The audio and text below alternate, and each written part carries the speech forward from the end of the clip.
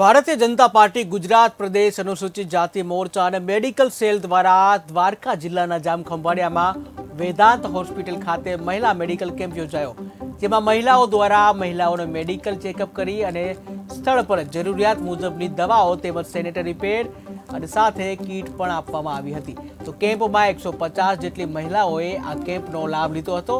આ તકે ભારતીય જનતા પાર્ટીના અનુસૂચિત જાતિ મોરચાના તેમજ ડોક્ટર સેલના હોદ્દેદારો કાર્યકરો ઉપસ્થિત રહ્યા હતા।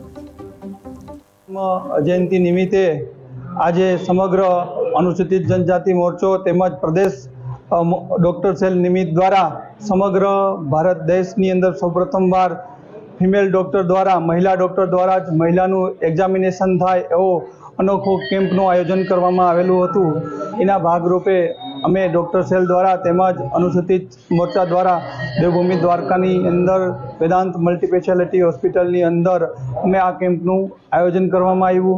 आ केम्पनी अंदर 100 થી 150 महिलाओए लाभ लीधो તેમજ મહિલાઓને એક કીટ આપવામાં આવી, સેનેટરી પેડ આપવામાં આવ્યા અને મહિલાઓને વ્યવસ્થિત આ દર્દને ચકાસણી કરવામાં આવેલું હતું।